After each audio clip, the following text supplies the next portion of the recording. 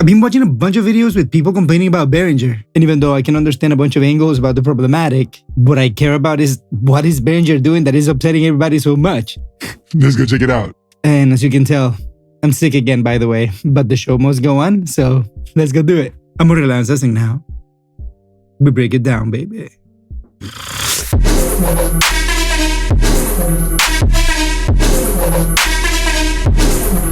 Alright, my friend, thank you so much for being here once again in another video.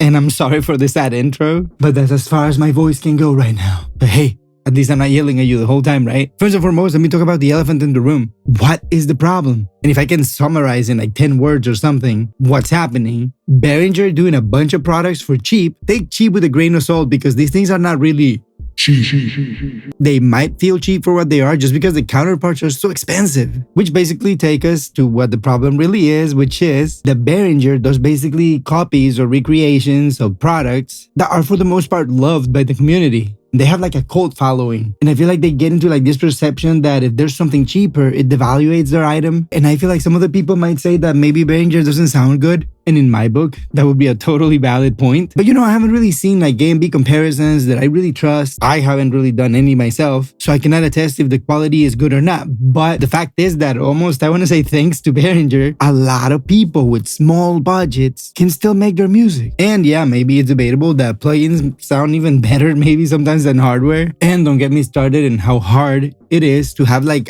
analog stuff and make it convenient for usage like every day. But I'm getting a little bit sidetracked, and if you want to stay for the conversation part of this, stay for the conclusion. Right now, let's stop the talking, get to the rocking, and check some Behringer items.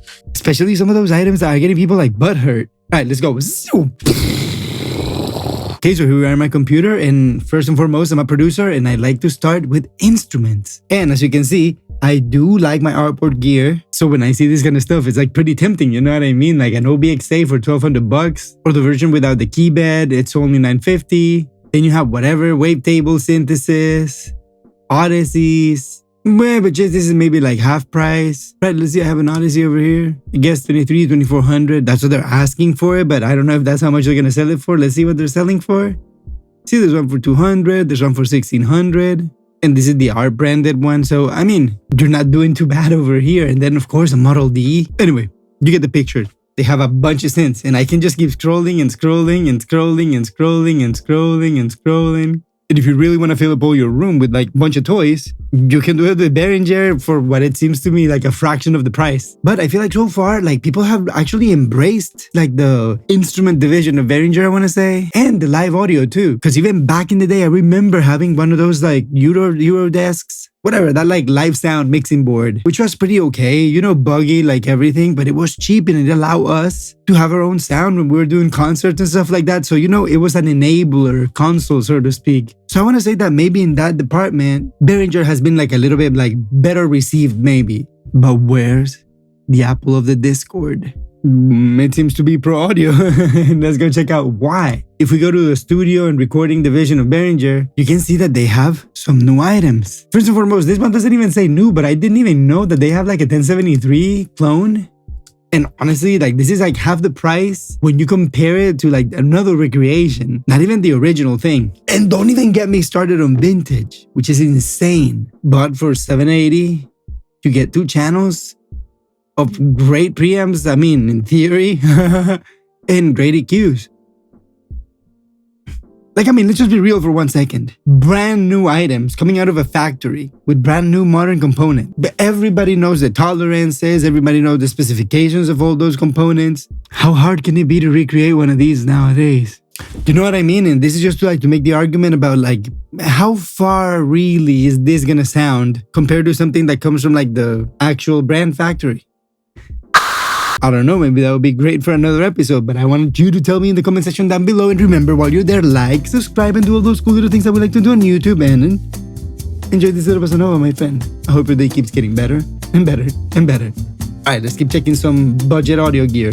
So there you go, you know, there's a few preamps, and this doesn't even say new anymore. I wonder how long ago it came out. Not like it matters. And then these are the things that I've seen lately that actually have an impact in the community. The recreation of a 33609, which in my case, I think it's brilliant, especially because I love a 33609 on drums, for example, or in like a parallel bass. I like it on guitars. I mean, to me, it's like really, really great sounding compressor, and they price it at 609. Very, very convenient.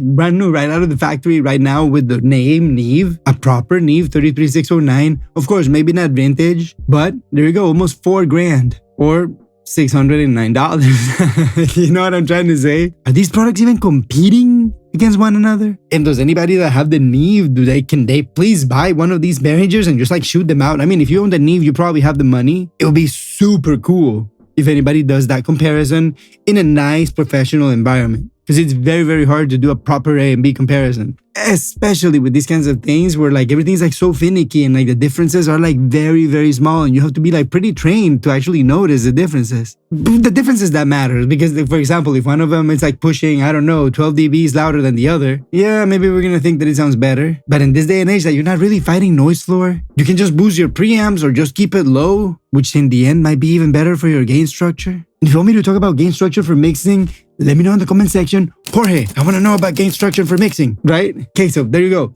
I mean, from my perspective, if I own a studio and I don't have a big budget and I need to record drums, I want to make sure that I cut them the best way possible on the way in. I mean, this is not like my mom would say, like stuck in the sky, you know what I mean? Like $609. I mean, you can save for that, right? But then what else do they have? I see that they just released, and this I saw the other day on the news, basically. I mean, the audio news, the 676. Okay, 619. And it's like a sort of like legendary preamp or like a legendary channel strip that has preamplification, compression, EQ, and that it sounds pretty nice and fat and vibey. I usually like to use this on bass, or on like a sub-kick microphone for drums, on snare drum with brushes, for example, that in my opinion sounds really good. Of course, I'm talking about the universal audio version, right? Let's see how much that one is. Okay, there you go, brand new right now, $3,500, which I'm gonna talk to you about pricing and right now in the conclusion when we get there and what I think about this kind of equipment and this kind of prices. But you know, keep moving on the Behringer. Oh, there it is. Look, that's the console I was talking to you about. And I had another one too, like a smaller one that I used when I was on tour, like just like to trigger all the backing tracks for the bands that I was playing with. So yeah, I have some history with Behringer. And right now, I have one of those like super cheap like breakout boxes for headphones. It's the only solution that I've ever tried that has never broken on me. You know how you get those like headphone extensions that are like, I don't know, maybe $20 and they break on the first usage. So this was the perfect solution for me. I bought one like maybe 10 or 12 years ago and I still have it. Is this all they have? So just these 3 pieces of gear? And also they have like this like 500 series for $250. I mean, put 10 of those in a rack and you're cutting some serious drums. But now that we saw that, let's look at a few conclusions really quick and tell you what I really think about pricing, Behringer as a brand, and all the different types of conundrums that people might be having in their minds. All right, let's go. Okay, to begin with, I want to say like as a human, as a person, as an average guy that goes through all the hardships in life that you go through, that we all go through, I want to say that having stuff at these kind of prices, It's really cool. not only because you can have gear for cheap, because I think that would be like the superficial way of thinking about it, but more than anything because I see it as an enabler for the new generation of audio engineers, producers, musicians to cut their teeth in the studio and get used to like freaking moving knobs and getting sounds, committing to stuff into tape or into Pro Tools. But you know what I'm trying to say? I feel like it's really good that they are lowering the entry level for that kind of equipment. Because even though I love to be in the box, I still believe that you have to put everything you can on the way in, meaning using all the outboard that you can, great compressors, great EQs, great preamps, consoles, whatever it is that you can use on the way in, use it. But once stuff is in Pro Tools, at least I've learned not to go out anymore, because honestly, what you gained, in my opinion, comparatively to how hard it is to get there, how expensive it is to get there, and how much work it takes to like upkeep all the equipment, paying your electricity bill, because if you have a bunch of outboard gear and you know, everything is like tubes and like 120 volt rails and stuff like that, you're gonna be paying a pretty penny for electricity, especially if you live in a place like I do in LA. Electricity here is very pricey. And don't even get me started on the heat. Ugh, if you've ever been in a room full of equipment, you know how hot it gets. So those are my reasons not to have a bunch of outboard gear, right? And why I'm a huge proponent of plugins. But moving on to the next subject about talking about how expensive some of this gear is getting, even though I believe that, yeah, we have to pay for it. If you want something really good, you have to pay really, really good money. But a lot of the money that you're paying is not really going to the item being made. You're paying a lot of money to the intellectual property, and the rest that you're paying is basically how long it took them to develop it. Of course, the shareholders want to get more money. I understand all that. But I want to say that maybe after 50 years of making a piece of gear, didn't you end up paying research and development already? So at that point, basically, you're just paying for the brand.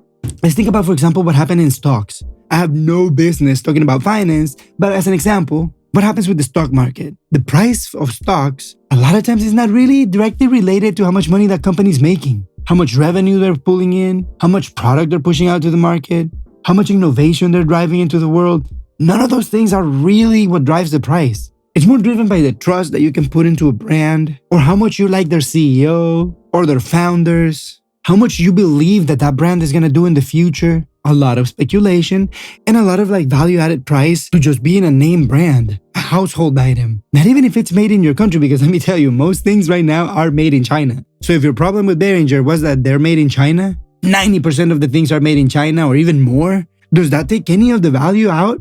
No. It just drives me to think, why do we put so much emphasis into where things are made of in certain brands when they're cheap, but not in certain brands when they're expensive? That I really can't understand in my head. Now, on the other side, the intellectual property, I totally get it.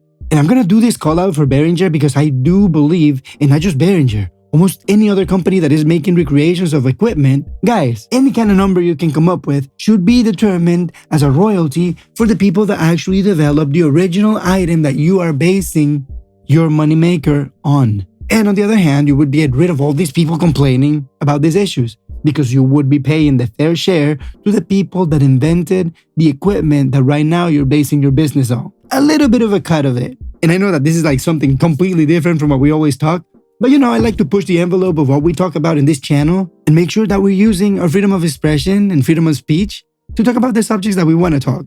And if you stayed here all the way till now, I know that you're a real one. So let me know in the comment section by typing something like, I don't know, stock exchange. That's gonna be so weird in my channel, reading stock exchange. That's gonna be a mind-blown moment. But whatever, I'm rambling. Remember to go to the comment section down below, like, subscribe. If you can financially support me, smash that super thanks button right there. I thank you so much. And if you have some more time to watch another video, go watch this one right here. I'll be waiting for you right there. Thank you for being here once again. I don't have any more voice.